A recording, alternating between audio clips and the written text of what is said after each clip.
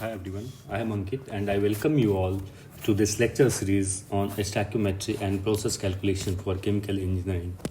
So this is one of the most important foundation subject in chemical engineering. So through this course I'll be trying to share not only the concept but also the problem solving approach that helps in competitive examination and in real engineering practice problem also. So this particular course will help you in your semester examination also, and it will definitely help you to create some foundation for your chemical engineering concept. So this is very much useful for all BTech first, second, third and fourth year as well as master's student. So basically what happens in chemical engineering, it is essentially about converting raw materials into the useful product through a sequence of operation and process. So if you see the chemical engineering, it is concerned with the transformation of raw materials into the useful product that makes the use of chemical conversion and physical operation. So in subsequent slides you will get to know why there is a chemical conversion and physical operation that is very important in this particular course. Next is the chemical reaction that is being developed by chemists in the laboratory are utilized by chemical engineers for the commercial production of wide variety of materials. That you must be knowing these things. So as a chemical engineer, the main job is the application of the chemistry and the various branches of engineering science to design, construction, operation, control and improvement of the equipment for carrying out these chemical process on an industrial scales with the ultimate objective for making the profit for the organization. So basically chemical engineers are involved in designing the various kind of equipment and controlling that equipment during the operation, and to understand what kind of profit that industry can earn. So broadly, if you want to define the chemical engineering, so that can be defined as the application of the principle of physical science together with the principle of economics and human relation to fields that pertain directly to process and process equipment in which matter is treated to affect the change of a state, energy, content or composition. So here the thing is, definition is not very much important, but sometimes to understand the fundamental thing you need to understand the definition as well. Now coming to the difference between chemist and chemical engineering, chemistry and chemical engineering, that is very important thing. So let's say in chemistry, basically what happens, the primary environment is a laboratory or bench scale, so where chemists do some kind of fundamental experiments, while chemical engineers works in industry or on the commercial scale. So the main objective of chemist is original and exploratory investigation, while the main objective of chemical engineer is to design, construct and operation of equipment for the profit. So we'll study all of these things in subsequent lecture as well in this particular topic. So the scope of science, so that chemists focus on the principle of chemistry, while chemical engineers focus on the applied mathematics, physics, chemistry and engineering sciences. Then the additional factor comes is like chemist will be having a little knowledge of physics, physical unit operation, whereas chemical engineer integrates economics and human relation into the process. So the key task for chemist is to develop reactions at a small level or laboratory level, whereas for the chemical engineers they have to convert the lab scale thing into the larger scale production unit. So these were the fundamental difference between a chemist and chemical engineers. That should be very clear. So most of the people understand, if you are doing a chemical engineering, then you must be doing some chemistry work. That is not like that. So chemists only do on the lab scale, whereas chemical engineers scale up all of these things. So when we understand the chemical engineering, we should at least we should know 10 greatest achievement in chemical engineering. So chemical engineering application is having very broad spectrum that starts from isotope isolation, that basically works on the nuclear chemistry, something like that. Then it goes to mass production of plastics, human health, antibiotic, as well as synthetic fibers, air separation, environment, food production, petroleum synthesis, and synthetic rubber. So you can see the broad spectrum of the chemical engineering lies in various areas like petroleum to air separation to environment, as well as in the health sector, as well, pharmaceutical industry and food industries as well. So here I'll be talking about some historical development of chemical engineering in India. As a chemical engineer, we should know at the primary level that this discipline has a long history of development within India. In 1921, Dr. H.L. Roy introduced chemical engineering at the Bengal Technical University, which is known as Jadavpur University these days. And then in 1933 to 34, Andhra University and the University Department of Chemical Technology UDCT in Bombay established chemical specialized course. In 1947, the Indian Institute of Chemical Engineers was established, and the same year, Indian Institute of Science Bangalore started the chemical engineering program as well. And in 1950, all after establishment of all these IITs across the country, all IITs started offering the course in this particular field. So it's a very important field for a particular country. It's a very growing field. So before going to the process calculation and stoichiometry, first we need to understand what is unit operation and unit process. That is foundation of the process calculation and the chemical engineering.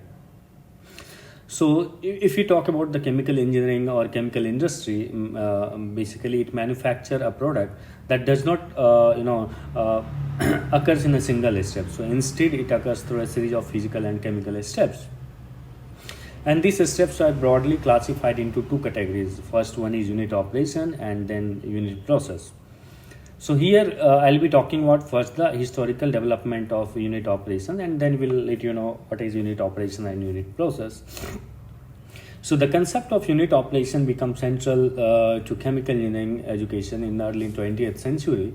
And it helped in distinguishing the chemical engineers from other engineering fields, because in chemical engineering, if you'll see, we study about the process dynamics and control, we study about some fluid mechanics, heat transfer, mass transfer, all of these subjects. So these subjects, some topics are common in various mechanical engineering as well as your electrical engineering. So this unit operation basically differentiate between the chemical engineers from another engineering fields. So Arthur D. Little was the first person who emphasized this unit operation concept in 1915, and it allowed engineers to focus on the fundamental principle which is common to the many industries. Now, coming back to the unit operation. In unit operation are basically a physical process in which only physical changes occurs without any change in chemical composition. So you won't see any chemical change in chemical composition. You won't see any new product formations are there. So only physical changes occur, like change in shape, change in size, change in phase, separation of materials should be there only. There will be a transfer of heat and mass. So in unit operation, basically there is no change in chemical composition, that already I have told you. That is basically governed mainly by physical laws, and that is used in many industries in a similar way. Let's give one example of this unit operation is distillation of alcohol. So basically in distillation, what happens, you heat the mixture of substance at a particular temperature, and once the substance reaches a particular temperature, more volatile component will get transferred from liquid phase to vapor phase, and the product will get separated. So in alcohol and water are separated by only boiling point difference, that is the core fundamentals of your distillation, and then there is no new substance is going to be formed, therefore it is called as the unit operation. So these are some unit operation that we study in our chemical engineering subject, like fluid flow, heat transfer, mass transfer, distillation, filtration, size reduction, and centrifugation. Then so in various subjects you will be understanding all of these things. So all of these process basically involves only physical change. There is no chemical reaction occurs. That's why this is called as the unit operation. Then there comes a unit process that basically involves a chemical reaction, and that changes the chemical composition of the substance. So the important characteristics is, like you will see, there is a chemical change occurs. So some new substance will be getting formed from reactant. So this basically this particular process will be controlled by temperature, pressure, catalyst, and mixing, because Here you will see the actual chemical reaction is occurring, and then the produces new particular substance.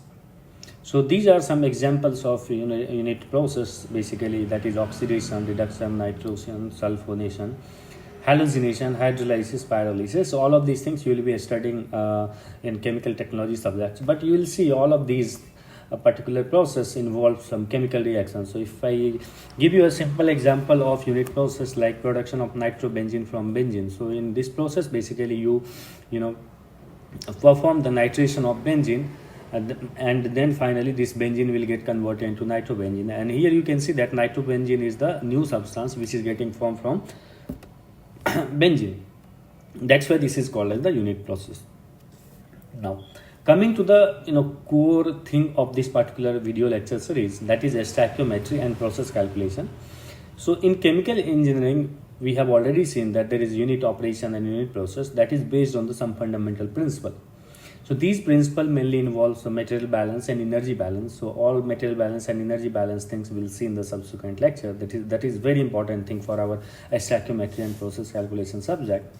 So these balances are applied in the study of process calculation, which helps engineers to understand how materials and energy move through a chemical process. Like you have a distillation column, you have heat exchanger, you have absorption column, crystallization unit, evaporators. All of these things should be there. So that requires some energy balance and material balance calculation that we are going to study in subsequent lecture, and that we basically study in this particular process calculation thing.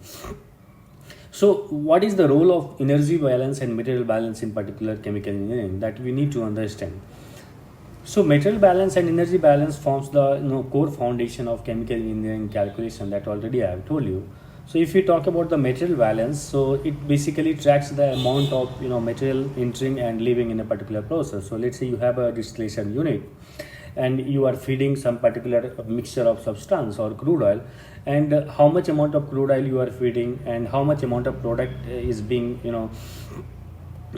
formed after the distillation, that you can perform the material balance, and you can calculate the how much raw materials are required for this particular distillation unit, or what amount of product we are getting, and how much waste is being generated during this particular process. So basically the basic idea of material balance is input equals to output plus accumulation plus generation minus losses, something like that. You can use this thing.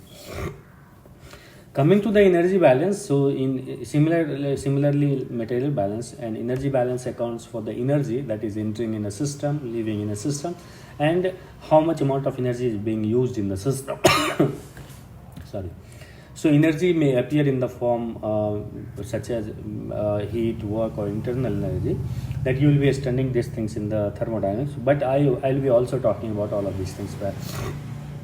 So basically energy balance helps engineers to determine how much heating requirements are there, cooling requirement, and energy efficiency of the process.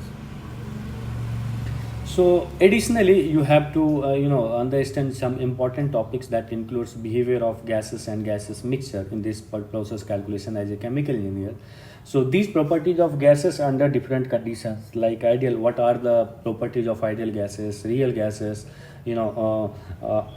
and the gases mixture, as well as you have to understand the gas behavior is important in a process like combustion, absorption, or separation.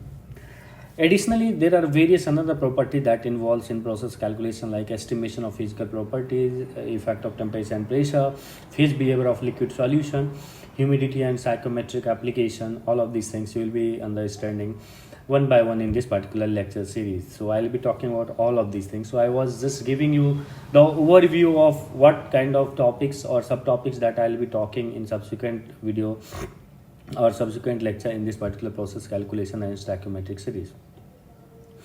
Then there comes stoichiometry. So in general, basically in general chemistry, stoichiometry usually refers to the laws of combining proportion of element in the chemical reaction. So based on the chemical reaction, based on the stoichiometry, you can see how much moles of reactant is required to produce how much moles of product, something like that. That's the fundamental thing in chemistry. But when we talk about stoichiometry in chemical engineering, that has a broader meaning. So it includes material balance, energy balance, you have to do the process calculation, you have to perform the analysis of unit operation and unit process. That also involves stoichiometry, that we will study all of these things. So the stoichiometry in chemical engineering is much wider than the simple reaction calculation. So with that, I would like to end this lecture here only, and from next lecture onwards, I'll be starting with unit and dimension. That will be the first topic or first chapter of stoichiometry and process calculation. So unit operation, dimension analysis. So dimension analysis, unit and dimension is also very important, because if you are solving any kind of question, you need to convert one dimension unit into another unit, right? So that is very important, and we'll solve some numerical also. So thank you all for attending this lecture, and I hope you will be continuing with this lecture series, because this lecture series is one of the best foundation course I am trying to design for chemical engineers. So those who have not subscribed my channel, please do like and subscribe the channel, and also share with your colleagues, so that they will also avail all of these foundation courses for the chemical engineers. Thank you all. Stay tuned. Have a good day.